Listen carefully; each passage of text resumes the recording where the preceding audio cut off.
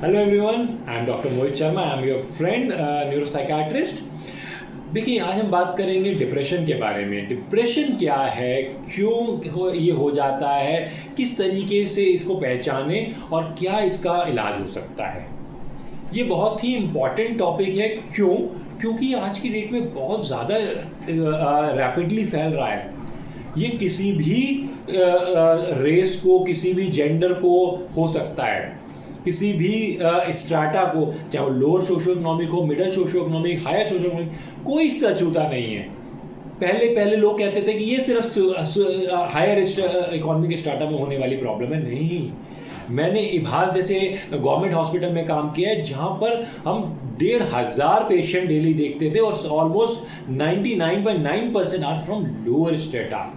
तो ये बीमारी किसी एक स्पेसिफिक जगह की नहीं है कि ये अमेरिका में होती है, ब्रिटेन में नहीं होती, या फिर इंडिया में नहीं होती। नहीं, ये हर जगह होती है, हर स्ट्राटा के लोग को हो सकती है। एज वाइज भी लोग सोचते थे सिर्फ ओल्ड एज में होने वाली बीमारी है।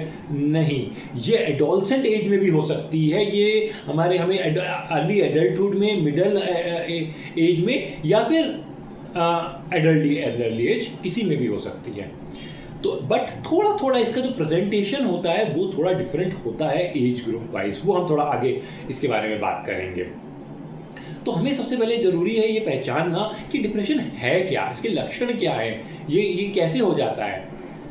देखिए, डिप्रेशन में सबसे ज़्यादा इम्पॉर्टेंट लक्षण है उदासी। सबसे इम्पॉर्टेंट लक्षण उदासी। ऐसी उदासी जो हो ही जा रही है। मेरा मन बैठा बैठा है, उदास है। लोग इस तरीके से डिस्क्राइब करते हैं कि बैठे बैठे बस रोना आ जाता है, चीज़ों में मन नहीं लगता। मैं कोशिश करता हूँ अपने आप को खुश करने की, चलो मैं बाहर जाऊँगा, लोग मुझे एडवाइस कर रहे हैं बाहर चला जाऊँ, थोड़ा दिन काम से ऑफ ले लूँ तो मेरा मन बहल जाएगा। लेकिन उसमें बहलता ही नहीं है, चेंज ही नहीं होता। कोई खुशी का मौका भी आया, जैसे कोई शादी आई, जैसे कोई ऐसा अच्छा इवेंट आ गया, मेरे घर में कार आई है या नया घर ले लिया, बट मेरे अंदर कोई खुशी महसूस नहीं हुई। तो ये होता है डिप्रेशन में उदासी से फिर जुड़ी हुई चीज़ें और आने लगती हैं, जैसे चीज़ों में मन लगना ख़त्म होना। उन चीज़ों में भी मन लगना ख़त्म होना जिसमें मुझे पहले बहुत इन्जॉय होता था। जैसे मैं पहले क्रिकेट मैच देख करके या फुटबॉल मैच देख करके, या फिर मैं किसी मॉल में जा करके कोई मूवी देख करके अपने आप को बहुत अच्छा महसूस करता था। बट अब मुझे अच्छा ही नहीं लग रहा।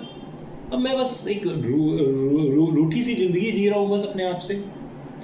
उसके साथ में फिर शरीर में कमज़ोरी महसूस होना आता है, शरीर गिरा रहना, उठने का मन ना करना, बेड पे लेटे जा, और एक्सट्रीम होता है तो फिर बेड पे लेटे रहने का कई बार मन करना, पूरा दिन बेड पे निकल जाता है और मन ही नहीं करता उठने का। ये थोड़ा और एक्सट्रीम में हो जाता है। उसके साथ में जो मेरे मन में जो विचार चल रहे हैं उसमें भी बदलाव आना शुरू हो जाता है। लोग कहते हैं यार पॉजिटिव सोचो, बट वो इंसान नहीं सोच पा रहा होता। उसको फिर ऐसे विचार आते हैं जैसे कि कोई सब कुछ ख़त्म हो जाएगा, कुछ रहेगा ही नहीं ज़िंदगी में। मैंने ज़िंदगी में पुरानी बहुत गलतियाँ करी हैं, पुरानी चीज़ें बहुत ख़राब मेरी उसमें हुई हैं, जिसे हम गिल्ट कहते हैं। आगे सब कुछ ख़राब हो जाएगा, आज ज़िंदगी में कुछ रहा ही नहीं है। तो इस तरीके के नेगेटिव विचार बहुत ज़्यादा आते हैं, जिससे घबराहट भी कई बार बहुत ज़्यादा पैदा होने लगती है। साथ में कुछ बायोलॉजिकल फंक्शंस भी हमारे ख़राब हो जाते हैं, जैसे हमारी नींद आना या तो ख़त्म हो जाती है या बहुत ज़्यादा आने शुरू हो जाती है। भूख लगना, कई बार भूख लगना बंद हो जाती है और बहुत तेज़ी से ज़्यादा भूख लगनी शुरू हो जाती है, जिसकी वजह से वेट गेन भी बहुत ज़्यादा हो जाता है कई बार तो। और कई बार वेट लॉस होता है तो 5-5, 10-10 किलो वेट लॉस हो जाता है। हम ब्लड टेस्ट और इन्वेस्टिगेशन कर करके लोग थक जाते हैं, लेकिन वजह नहीं मिलती, क्योंकि वजह तो डिप्रेशन है। तो इन सब को अगर हम मिला करके एक वर्ड में बोलना चाहे कि ये सब क्या है, तो ये है डिप्रेशन, क्लिनिकल डिप्रेशन। इसको हम माइल्ड, मॉडरेट, सीवियर लेवल में डिवाइड करते हैं। इसको हम ट्रीट करने जब जाते हैं तो उसमें हम देखते हैं कि माइल्ड लेवल तक हम डिप्रेशन को ट्रीट करने के लिए हम थेरेपी में कोशिश करते हैं, लेकिन मॉडरेट टू सीवियर लेवल में मेडिसिन पे जाते हैं और साथ में कॉग्निटिव बिहेवियर थेरेपीज वगैरह हम ऐड करते हैं उसमें। इसमें ये भी हम देखते हैं कि थोड़ा एज वाइज भी लक्षण में डिफरेंस आता है। जैसे कि यंग एज के उसमें चिड़चिड़ापन थोड़ा ज़्यादा आता है, गुस्सा ज़्यादा होना घर वालों के खिलाफ, एक बगावती तेवर कई बार आना स्टार्ट हो जाता है। ओल्ड एज में देखते हैं बेचैनी बहुत ज़्यादा होती है, इंसान एक जगह टिक के नहीं बैठ पा रहा है, इधर भाग रहा है उधर भाग रहा है, ऐसा कर रहा है वैसा कर रहा है, टिक के नहीं बैठ पा रहा अपनी जगह पर। तो इस तरीके के लक्षण थोड़े थोड़े डिफरेंस होते हैं इसमें। इसकी कई बार वजह तो कई बार दिखता है कि हम लोग हमेशा एनवायरनमेंट से वजह ढूंढ रहे होते हैं कि क्या हुआ इसकी लाइफ में कि ऐसा हुआ। कुछ बार तो हम देखते हैं कि लाइफ का स्ट्रेसर होता है हमारी लाइफ में कोई ऐसा, जैसे कि हमारा कोई हमारे स्पाउस का हमारी लाइफ से चला जाना, डेथ हो जाना या हमें छोड़ के चले जाना। कई बार हमें फाइनेंशियल लॉस की वजह से, कई बार कुछ घर की प्रॉब्लम्स की वजह से, कई बार कोई फैमिली में किसी की डेथ की वजह से, इस तरीके के कई बार लक्षण आ सकते हैं। और कई बार ये किसी बिना किसी वजह के भी हो सकता है। देखिए हमारा ब्रेन जो है ना बहुत सेंसिटिव ऑर्गन है, कोई भी चीज़ें घटनाएं होती हैं उससे हमारे ब्रेन के न्यूरोकेमिकल्स में बदलाव आ जाते हैं, जिसकी वजह से ऐसा प्रॉब्लम आती है। हमारे ब्रेन में सेरोटोनिन लेवल्स कम हो जाते हैं, डोपामिन लेवल्स बढ़ नहीं रहे होते जो होने चाहिए, रिएक्ट करने चाहिए। तो उस केस में हम डिप्रेशन के अधीन हो जाते हैं।